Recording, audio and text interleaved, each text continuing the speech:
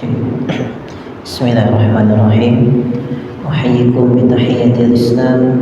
Assalamualaikum warahmatullahi wabarakatuh.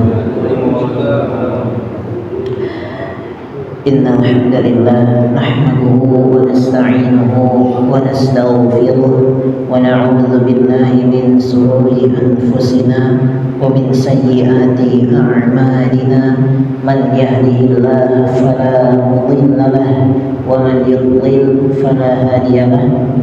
Asyhadu an la ilaha illallah wa asyhadu anna sayyidana Muhammadan abduhu wa rasuluh alladzi la nabiyya ba'dahu. Qala Allah ta'ala fi kitabihil karim wa huwa asdaqul qailin ba'da a'udzu billahi minasy syaithanir rajim. Bismillahirrahmanirrahim. La ikraha fid din qad tabayyana ar-rusydu minal ghayy faman yakfur bit-taghuti wa yu'min billah faqad istamsaka bil 'urwatil wuthqa la infisama laha wallahu samii'un 'aliim. Al-ayah. Sadaqallahul 'azim wa sadaqa rasulul karim wa nahnu 'ala dzalika minasy syahidin wasyakirin. Amin amin ya rabbal 'alamin. Ahibati fillah, a'azzani Allah wa iyyakum ala ta'atih. Alhamdulillah, di malam hari setelah hujan kita masih tetap diberikan oleh Allah Subhanahu wa taala kenikmatan berupa kesempatan, kesehatan, kemampuan, dan tentunya keimanan dan keislaman, sehingga kita semua mampu dan dimampukan oleh Allah Subhanahu wa taala untuk berjalan menuju ke masjid Allah, salat berjamaah, serta kita melantunkan ayat-ayat suci Allah dan kita berdoa hingga sampai waktu Isya, yang semoga aktivitas yang kita lakukan dari mulai kita berangkat ke masjid, baik yang naik motor ataupun jalan kaki ataupun yang kehujanan dan yang tidak kehujanan, tentu ini semua adalah dalam rangka kita membuktikan ketaatan kepada Allah dan kepada Rasulnya. Dan semoga ini adalah bentuk rasa syukur kita kepada Allah atas segala nikmat-nikmat yang telah diberikan kepada kita semua dalam bentuk ketaatan dan menjalankan perintah-perintah serta sunnah-sunnah Rasulullah sallallahu alaihi wa alihi wasallam. Nusalli wa nusallim ala habibina wa syafi'ina wa maulana sayyidina Muhammadin sallallahu alaihi wasallam beserta para sahabatnya, tabi'ut tabi'in, tsummal amsal fal amsal. Semoga kita yang duduk di sini, hadir di sini adalah merupakan bagian dari orang-orang yang berusaha bersama-sama mengikuti dan menapaki jejak dan langkah yang ditempuh oleh para rasul dan para sahabatnya. Ahibati fillah, a'azzani Allah wa iyyakum ala ta'atih. Pada kesempatan yang sangat singkat ini, izinkan Al-Faqir untuk menyampaikan beberapa hal yang terkait dengan kondisi-kondisi kita hari ini dan juga beberapa kondisi yang terjadi di dunia hari ini berkaitan dengan umat muslim, berkaitan juga dengan kondisi-kondisi sosial yang terjadi di antara umat Islam maupun umat Islam dengan umat lainnya. Ahibati fillah rahimani wa rahimakumullah. Akhir-akhir ini terjadi banyak sekali peperangan, dan juga kita sudah melihat Palestina itu sudah berpuluh-puluh tahun lamanya, bukan bertahun-tahun tapi berpuluh-puluh tahun lamanya. Sekarang terjadi lagi kepada salah satu negara Sudan ya, berarti yang terjadi perang saudara yang kita bisa lihat ya, bersama-sama di berita, entah itu di sosial media atau di berita-berita yang terpercaya lainnya, di mana peperangan antar sesama bangsa menyebabkan kemiskinan dan kematian di kisaran sekitar 150.000 manusia, dan beberapa ribu ditolak untuk bermigrasi ke negara-negara sekitar Timur Tengah karena beberapa berita ya, menginformasikan ada beberapa keterlibatan antara Timur Tengah dengan salah satu pihak yang terjadi di sana. Ahibati fillah rahimakumullah. Tapi tentunya yang kita ingin sampaikan bukan tentang permasalahan politik dan lain sebagainya, tapi jika kita ingin menyampaikan sebuah konsep tentang keluhuran agama Islam, di mana Allah Subhanahu wa taala menurunkan Islam untuk merangkul seluruh umat manusia, bukan hanya yang muslim tapi juga non-muslim atau bahkan kepada makhluk selain manusia lainnya. Maka kita dapati salah satu ayat di dalam Al-Quran yang menjelaskan, wa ma arsalnaka illa rahmatan lil alamin, tidaklah engkau kami utus kecuali untuk seluruh alam semesta. Ahibati fillah rahimakumullah. Maka kita akan coba kembali mengulas bersama-sama, kembali mengingat-ingat kembali apa yang telah kita pelajari selama ini tentang dinul Islam, tentang bagaimana Islam menjadi ad-din ya, sebuah agama, atau lebih tepatnya adalah sistem kehidupan ya, yang telah Allah pilihkan untuk seluruh umat manusia ya, untuk menyatukan umat manusia ya, yang tadinya terpisah-pisah, sebagaimana Allah Subhanahu wa taala firmankan dalam beberapa ayat di dalam Al-Qur'an ya, bahwa walau sya'allah laja'alan nasa ya ummatan wahidatan. Kata Allah, kalau Allah ya, bisa, kalau Allah berkehendak, maka Allah akan jadikan umat manusia ini umat yang satu saja ya. Tetapi kata Allah Subhanahu wa taala, umat yang banyak ini Allah jadikan sebagai apa? Bahan ujian bagi umat muslim. Maka dalam konteks ini kita harus bersama-sama ya, mempertegas ya, dalam kaidah umat muslim tidak boleh atau wajib bagi setiap umat muslim ya, meyakini dan menganggap dalam hati dan tindakannya bahwa Islam adalah satu-satunya agama yang dibenarkan oleh Allah, agama yang dipilih oleh Allah, hukum yang hanya diridhoi oleh Allah adalah Islam, dan bumi hanya diwariskan kepada orang-orang yang soleh. Sebagaimana yang Allah Subhanahu wa taala firmankan dalam surat Ali Imran ayat 85, "Wa may yabtaghi ghairal islami dinan fala yuqbala minhu wa huwa fil akhirati minal khasirin." Barang siapa yang mencari agama selain Islam atau ad-din, aturan sistem hidup selain Islam, fala yuqbala minhu, maka sekali-kali kalimatnya Allah gunakan kata lan. yang artinya kalau di bahasa Indonesia tidak akan kapanpun sampai kapanpun yukbala, tidak akan pernah diterima sampai kapanpun, tidak ada persyaratannya, tidak ada persyaratannya. Biasanya kata lam itu kalau di dalam Al-Quran suka diikuti dengan persyaratan hatta, ya. Tapi Allah di sini nggak pakai kata syarat. Contoh yang ada kata syaratnya itu di dalam surat Al-Mumtahanah tentang Nabi Ibrahim.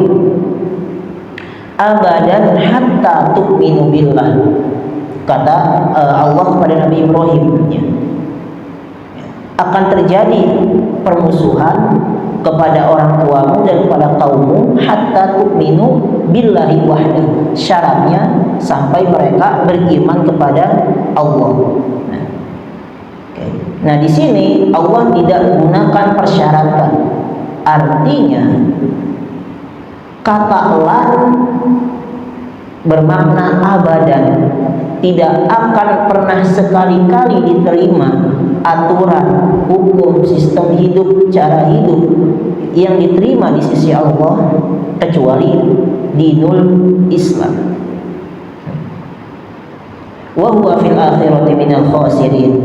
Maka orang yang mengambil jalan hidup hukum ad-din selain Islam termasuk orang-orang yang akan rugi di akhirat nanti, kata Allah Subhanahu wa taala. Atau di dalam ayat lain juga dalam surat Ali Imran, innad dina 'indallahil Islam. Din di sisi Allah yang diridhoi oleh Allah Subhanahu wa taala hanya Islam.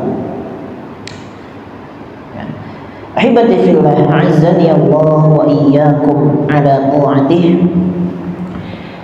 Maka kalau kita kembali kepada konsep dasar tentang Islam, tentang ad-din, tentang agama, maka setiap umat muslim wajib mengetahui dan meyakini bahwa satu-satunya agama Islam adalah agama yang diridhoi oleh Allah Subhanahu wa taala. Sehingga dampaknya adalah kebenaran satu-satunya mutlak datang dari Allah Subhanahu wa taala. Tidak ada kebenaran lain selain yang datang dari Allah Subhanahu wa taala. Itu adalah dampak yang akan terjadi dari keyakinan terhadap Islam atau ad-din sebagai satu-satunya agama, sebagai satu-satunya din yang dipilih oleh Allah Subhanahu wa taala. Sebagaimana yang Allah firmankan dalam beberapa banyak ayatnya, salah satunya dalam surat Al-Baqarah ayat 147, Allah jelaskan al-haqqu min rabbik, kebenaran datangnya dari Rabb, fala takunanna minal mumtarin. Maka janganlah sekali-kali kalian menjadi orang-orang yang meragukan kebenaran yang datang dari Allah Subhanahu wa taala. Ad-din Islam yang bersumber dari Allah, maka tidak ada satu-satunya kebenaran lain selain yang datang dari Allah, yang Allah wahyukan kepada Rasulnya untuk ditunjukkan dan dipraktekkan dalam kehidupan sehari-hari. Karena ternyata masih ada beberapa, bahkan mungkin banyak dari umat Islam yang masih dalam tanda kutip meragukan secara pemikiran terhadap agamanya sendiri, terhadap dinnya sendiri, entah secara pemikiran atau bahkan secara perilaku dan tingkah dan perilaku, bahkan dalam sebuah keputusan kehidupannya. Dalam kaidah, dalam segi pemikiran, maka kita sering kali menemukan bahwa orang-orang yang beragama Islam masih meyakini bahwa agama-agama lain pun sama, akan sama-sama masuk surga, akan sama-sama diberikan surga di sisi Allah Subhanahu wa taala. Maka ahibati fillah, pemikiran inilah yang menjadi pemikiran yang harus sama-sama kita benahi, yang tentunya ini menyebar luas di sosial media dengan diksi-diksi kalimat yang baru. Biasanya bentuk-bentuk kalimatnya adalah semua agama itu sama. Biarinlah orang memilih agama apapun. Terserah orang mau pindah agama, semua agama mengajarkan kepada kebaikan. Jangan judge orang karena dia tidak mau menjalankan syariat Islam. Toh tidak ada paksaan menjalankan syariat Islam. Nggak usah suruh-suruh sholat, toh nggak ada paksaan dalam beragama. Pemikiran ini masuk ke dalam ruang-ruang pikiran umat muslim, terutama kepada anak-anak muda hari ini. Dan ini kita bisa cek, bisa kita wawancara satu-satu, datang ke SMA, tanyakan hal ini. Kemungkinan besar akan menjawab hal-hal yang disebutkan pada malam hari ini. Dan pemikiran ini menyebar luas ke dalam kalangan umat muslim yang tidak pernah ditanamkan melalui dasar-dasar keyakinan, ilmu-ilmu agama di dalam sekolah, yang hanya belajar apa itu rukun iman, rukun Islam, menghafal kaidah-kaidah fikih saja, tapi nggak pernah ditanamkan bahwa ad-din yang harus diyakini, kenapa alasan harus meyakini agama Islam, itu ditanamkan di dalam sekolah-sekolah.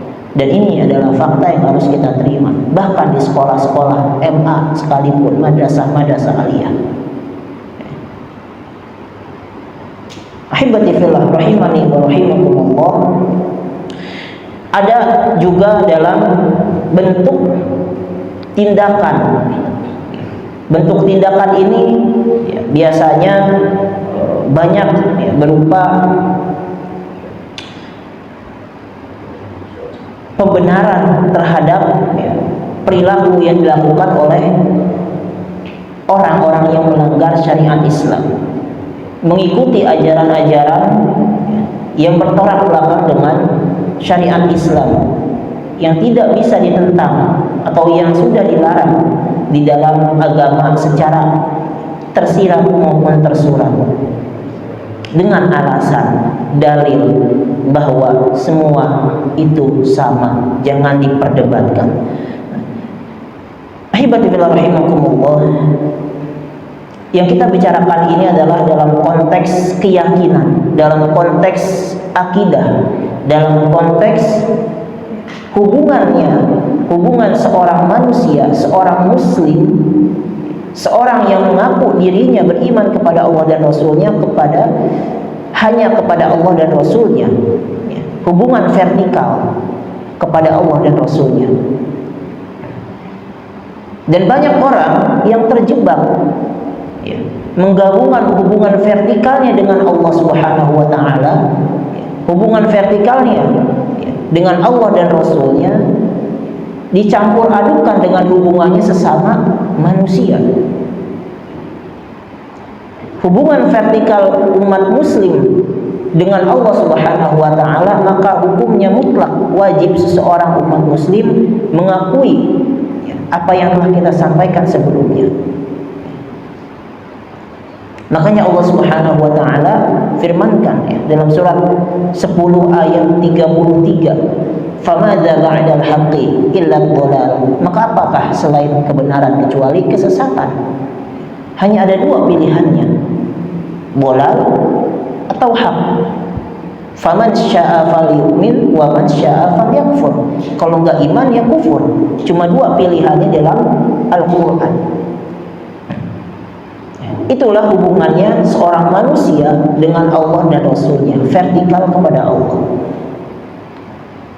Tetapi jika menyangkut hubungannya dengan sesama manusia, antar manusia yang berbeda agama, maka baru di sini berlaku hukum bermuamalah, mempraktikkan keimanannya kepada Allah dalam bentuk akhlak dan perbuatan kepada sesama umat manusia.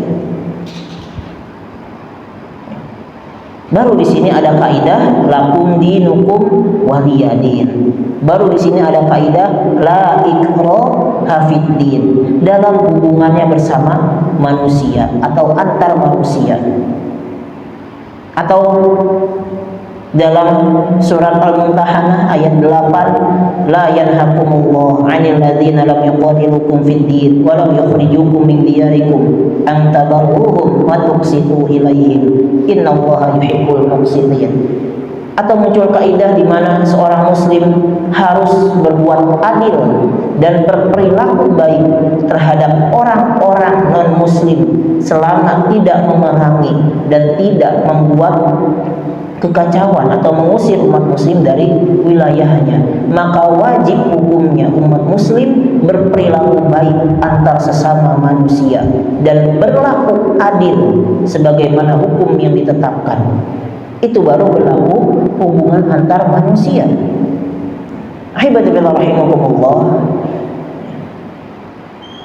Maka hubungan antar sesama manusia yang non muslim saja Allah atur sedemikian rupa antara Islam dan non muslim, apalagi hubungan antar muslim dengan muslim yang justru ya, pada hari ini sepertinya ya, terbalik. Yang semakin merenggang adalah hubungan antara muslim dengan muslim yang lainnya, bukan antara muslim dan non muslim. Bahkan mungkin mereka bisa lebih menerima umat Islam dibandingkan beberapa umat Islam lainnya sesama umat muslim. Karena biasanya mereka menganut prinsip-prinsip yang seharusnya dianut oleh umat Islam lebih dahulu, diajarkan oleh para rasul terdahulu maupun Rasulullah SAW dan para sahabatnya. Nah, maka ini yang ingin kita sampaikan pada kesempatan yang singkat ini. Hukum antara manusia dan atau muslim dan non muslim Allah atur dengan sedemikian rupa dalam Al-Quran. Berbuat baik dan berlaku adil, bahkan dicontohkan oleh Rasulullah SAW ya, bagaimana merangkul antar umat beragama di antara seluruh bangsa Arab saat itu. Di masa penaklukan Mekah, maka kita semua tahu rumah ibadah saat itu berarti Ka'bah adalah salah satu dari tempat yang aman untuk dimasuki. Ya, di mana orang-orang yang masuk ke Ka'bah saat itu maka dia aman. Di antara lainnya adalah masuk ke rumah Abu Sufyan dan beberapa rumah-rumah lainnya yang dihormati. Gitu. Maka mereka aman. Justru malah sebaliknya hari ini ya, banyak sekali dilema antar sesama umat muslim yang justru ini perlu kita benahi dan kita sadari apa akar penyebab masalahnya. Dan ini kita bisa lihat ya, kita cukup buka sedikit sosial media dan kita akan temukan di sana banyak sekali ya, kekerasan secara verbal bahkan non-verbal terhadap sesama muslim sendiri. Ahibadillah rahimani wa rahimakumullah. Maka inilah yang dapat disampaikan pada kesempatan yang singkat ini. Jika ada kesalahan dan kekurangan dalam penyampaian, maka itu datang dari diri al-faqir, dan jika ada kebenaran maka itu mutlak datangnya semua dari Allah Subhanahu wa taala. Al-haqqu min rabbikum. Iktafaitu kalami huna. Wassalamualaikum warahmatullahi wabarakatuh.